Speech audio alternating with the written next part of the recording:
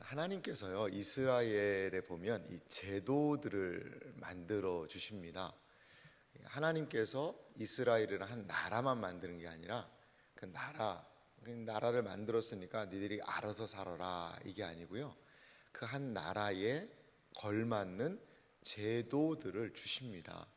그런데 그 제도는 사실 뭐 이스라엘이란 나라가 공중에 붕 떠 있는 그런 나라는 아니잖아요. 역사에 존재했고요. 그리고 이웃 나라들과 경계를 하고 있는 그런 평범한 나라였어요.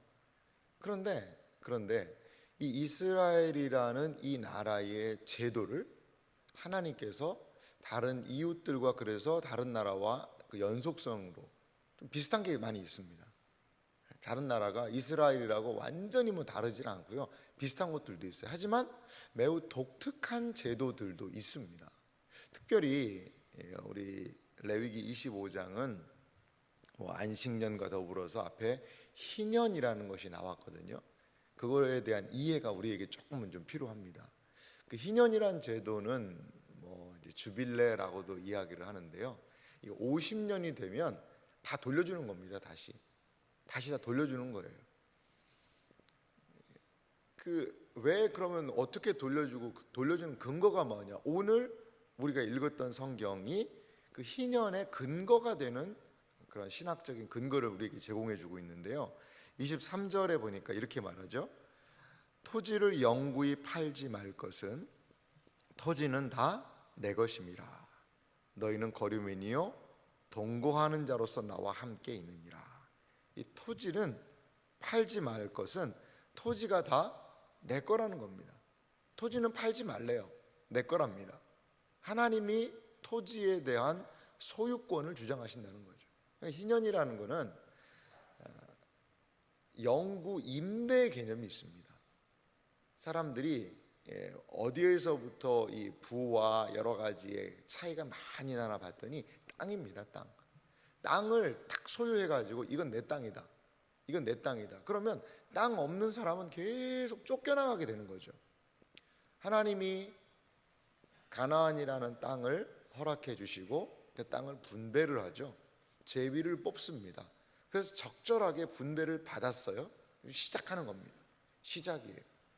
시작인데 그 시작하면서 살다 보니까 빚을 좀 지는 거죠. 빚을 지는 거예요. 그래서 땅을 팔아먹기도 합니다.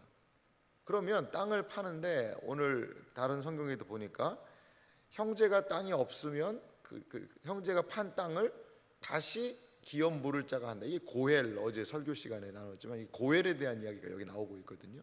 그 땅을 회복시켜 줄 수 있는 거죠. 이런 식으로 하는데 그 사람이 돈이 없고 능력이 없고 그 땅을 회복시켜 줄 사람이 없으면 희년까지 가는 겁니다.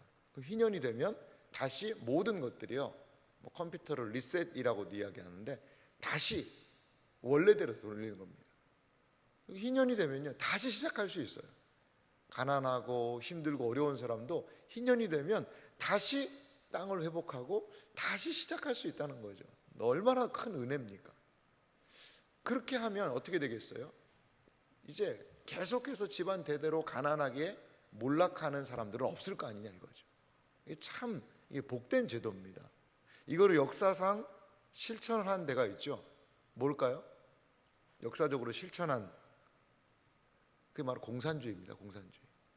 공산주의는 이 성경의 내용을 보니까 너무 좋은 거예요. 이게 그래서 모든 것들을 소유를 어떻게 하죠?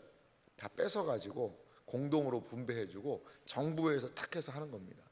그러면 공산주의가 성공했습니까? 공산주의는 희년제도나 성경의 제도를요 모방만 한 겁니다. 여러분 사도행전을 보세요. 은혜를 받으니까요 사람들이 자기 거를 자기 소유라고 이야기 안 하고 다 내놓잖아요. 이렇게. 그래서 같이 생활하지 않습니까? 그런데 공산주의는 뭐냐면 그렇게 자발적으로 자기의 것을 내놓는 것이 아니라 어떻게 한 거죠? 뺏은 겁니다. 뺏어가지고 강제로 나눠주는 거죠. 모양은 비슷해요. 하지만 내용과 형식은 전혀 다른 거라는 거죠. 거기 안에 그러면 강제로 나눠주고 그렇게 해가지고 뺏어서 강제로 나눠주고 어떻게 했어요?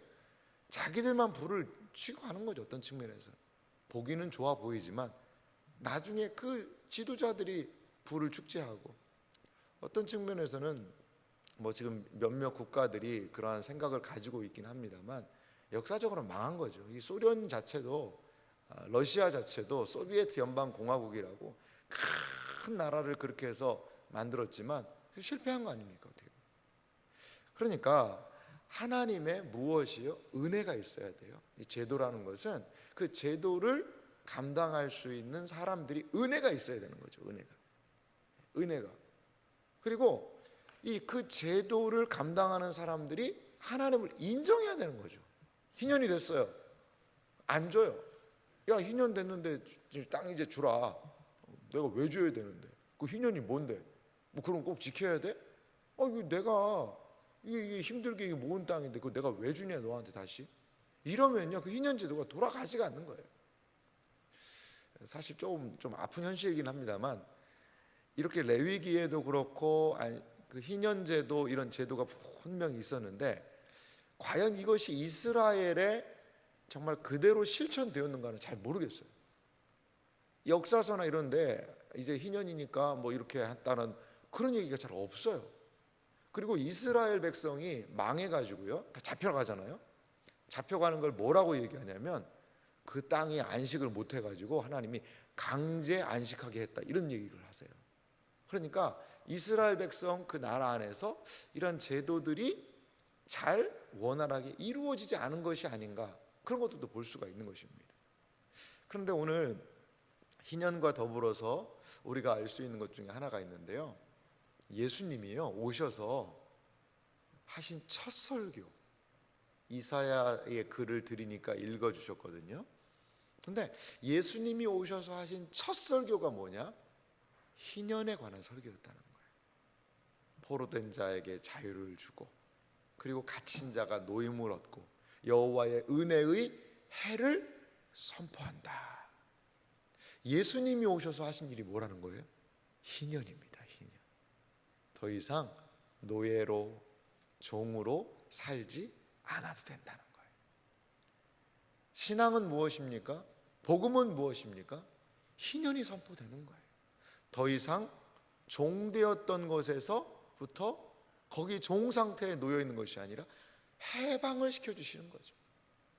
오늘 성경이 23절에도 얘기하지만 거류민이요 동거하는 자로서 나와 함께 산다. 그러면서 여기에 기본적인 컨셉은 뭐냐면 영적인 나그네라는 거죠. 영적인 나그네. 우리의 신분이 뭐냐? 영적인 나그네로 이 땅에 산다는 거죠.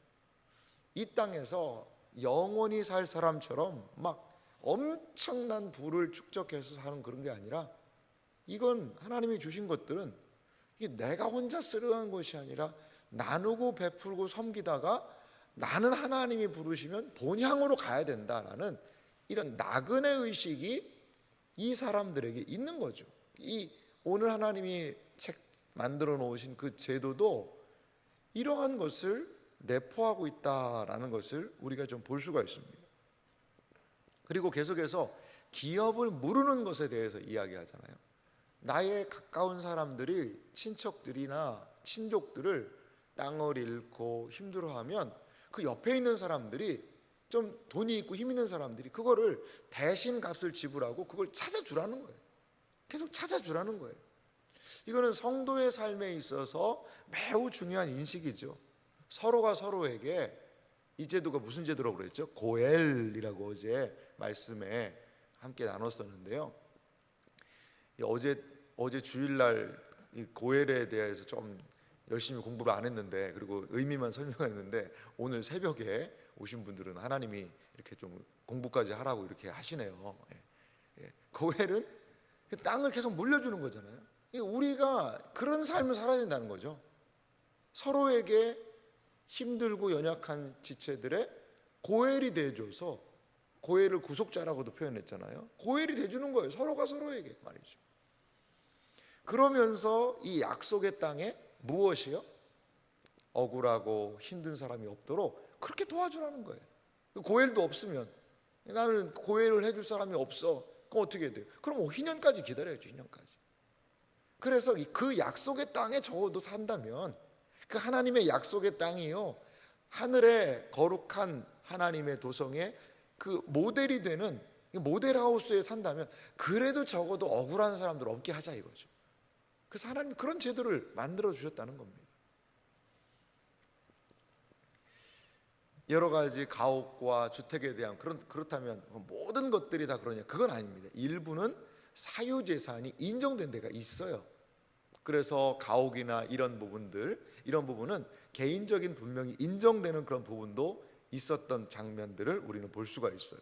그리고 35절 말씀부터 보면, 내 형제가 가난하게 되어 빈손으로 내 곁에 있거든 너는 그를 도와 거류민이나 동거인처럼 너와 함께 생활하게 하되. 이 가난에 대한 문제는, 이제 가난은 이 나라님도 이거 어떻게 할 수 없는 문제 아니겠어요?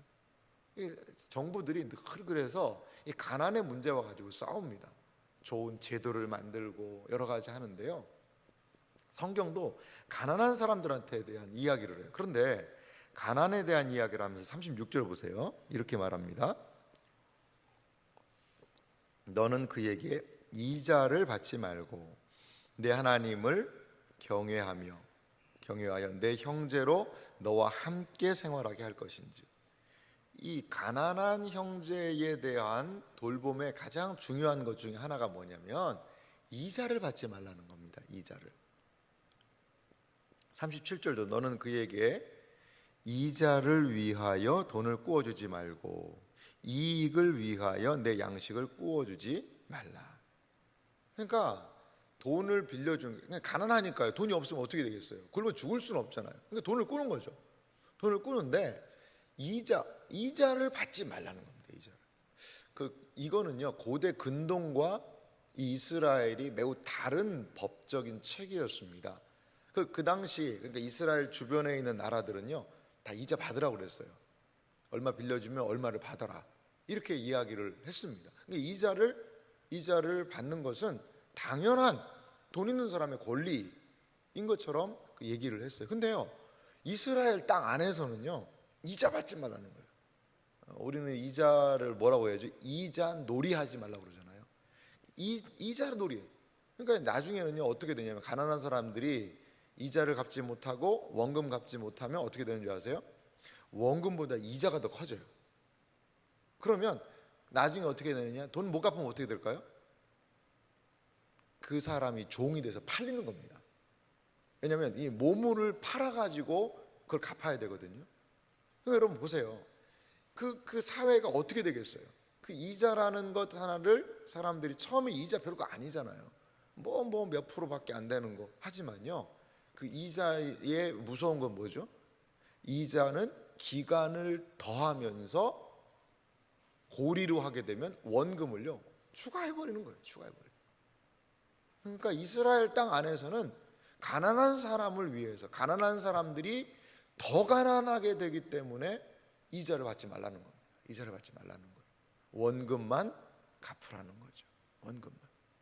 여러분, 우리 사회에 가난한 사람들이 참 살기가 힘든 구조가 되면 안 되는 것 같아요. 우리는 기도할 때 이 레위기 25장의 정신을 가지고도 기도해야 됩니다. 가난한 사람들이 그래도 조금은 비빌 언덕이 있도록. 어떤 단체에서는 이자를 받지 않고 사람들의 돈을 꾸어주는 그런 단체가 있더라고요. 자립할 수 있도록. 어느 정도 장사를 시작할 수 있는 그 돈을, 그 원금만 갚으면 돼요. 그건. 그러한 사람들이 돈을 모아가지고 그렇게 도와주는 단체가 있다는 이야기를 들어보기도 했습니다. 그게요, 바로 다 레위기 25장 하나님께서 그 사회의 구성원들이 살 수 있도록 하시는 하나의 하나님에게서부터 온 아이디어라는 거죠. 그래서 약속의 땅에는 땅 가지고 억울한 사람 없도록, 또 돈 문제 때문에 힘들지만 힘들고 억울한 사람이 없도록, 그래서 그 약속의 땅에서는 적어도 경제적인 공동체를 이루어서 살 수 있는 그러한 힘을 얻도록 이렇게 하나님께서 레위기 25장을 통하여 배려하고 계십니다. 희년을 통하여, 안식년을 통하여, 그리고 이러한 제도들, 고엘 제도를 통하여, 그리고 가난한 사람들에게 이자를 받지 않는 일들을 통하여 이 시대에 우리에게 지금 하나님께서는 이렇게 말씀하고 계시다라는 거죠. 사랑하는 성도 여러분, 지금 우리가 살고 있는 이 땅의 경제 시스템과는 얼마나 다릅니까? 이 코로나 때 돈 제일 많이 그래도 번 데가 어딘지, 배달에 뭐 하는 거 이런 거보다도 돈 더 많이 번 데가 어디냐? 이게 다 은행권들이라고 그래요. 은행권들. 그러니까 돈을 계속 대출을 해주고 그 받은 이자인데, 요즘에 뭐 외국 뭐 이런 것 때문에 이자가 계속 많이 올라갔어요. 이 이자가 올라갔는데 자기들도 뭐 어쩔 수 없다라고 얘기했는데 봤더니 사상 최고의 은행권들이 그럼 뭐 수익이 내서 그 수익 난 거는 좀 더 환원해줘서 돌려줘야 될 거 아니냐, 뭐 이런 이야기들이 많이 있습니다. 과연 이 성경의 이야기가 이 땅에 이루어질 수 있을까? 쉽지 않은 것 같아요. 쉽지 않은 것 같아요. 지금 뭐 여러분 다 전 세계적으로 이제 이자 받지 말자, 그 되겠습니까? 이스라엘 땅 안에서도 그것들이 한시적으로 이루어졌었고, 그리고 보면 그 이스라엘 백성들이 타락하니까요 이방을 닮아요. 그래서 막 이자 받습니다. 이스라엘 사람들도 이 말씀 순종 안 합니다. 막 이자 받고 막 그렇게 해요. 지금과 너무나 딴판인 그런 이야기인데 이게 무슨 의미가 있을까? 이 아침에 잘 내용도 모르겠고, 여러분 그렇게 생각하지 마시고요, 하나의 방향성이라고 좀 한번 생각해 보세요. 아, 맞아, 하나님이 사람이라면 이렇게 살아야 되는 것들을 하나님이 일러주신 거구나. 그런데 참 우리가 부족하고 연약해서 그거 못하고 있구나. 여러분 이자 안 받으면 좋죠. 이자 안 받는 세상 오면 얼마나 좋겠어요. 그리고 정말 그렇게 해서 사람들이 돈을 모아서 어려운 사람들을 위해서 이자 안 받고 돈을 빌려줘서 자립 기반할 수 있도록 하는 펀드를 만들기도 하고, 얼마나 복된 일입니까? 할 수 있으면 해야죠. 그런 거 성경에 기반해서 말이죠. 기반해서 말이죠. 그래서 우리는 정부에서 참 좋은 정책들을 만들었으면 좋겠다, 이러한 기도가 좀 필요한 것 같아요. 그리고 이 나라에 가난하고 힘들고 어려운 사람들도 참 조금은 힘을 낼 수 있는 그러한 사회가 되었으면 좋겠다라는 것을 기도하면서 소망하면서 나가는 것이 필요합니다. 필요합니다. 사랑하는 성도 여러분, 하나님께서 원하시는 것은 이스라엘 땅 안에 무엇이 가득 찬 걸까요? 헤세드가 가득 차는 겁니다. 헤세드가 고엘의 제도를 통해, 또 희년의 제도를 통해 6년 일하고 7년간 1년간 안식년이라는 그 시간을 통해서 쉼을 누리는 그것을 통해, 고엘 제도, 그리고 가난한 사람들에 대한 이러한 것들을 통해 그 땅에 하나님의 헤세드, 하나님의 은혜가 임하는 것을 우리 하나님은 보기 원하셨다는 거죠. 우리가 살아가는 이 세상 속에서 그러한 하나님의 은혜를 기억하고 서로가 서로를 돌보는 고엘이 되어주고 서로 돌아보아 사랑과 선행을 격려하는 그러한 아름다운 은혜가 주님의 몸된 교회를 통하여 이루어질 수 있기를 바랍니다. 이 세상에 그래서 우리 신자들은 헤세드의 은혜를 드러내고 나타내는 일들을 감당하기를 원합니다. 오늘 수요일 우리가 러브미 사역하지 않습니까? 뭐 작은 사역이지만 그래도 그 10가정의 러브미 쌀을 보내드리고 기도해 드리는 것, 작지만 헤세드를 흘려보내는 행동 아니겠어요? 이런 하나님의 놀라운 은혜와 은총의 역사가 우리 교회를 통해, 그리고 우리 믿는 우리들을 통해 이 땅 가운데 나타나는 은혜가 있기를 주님의 이름으로 축원합니다.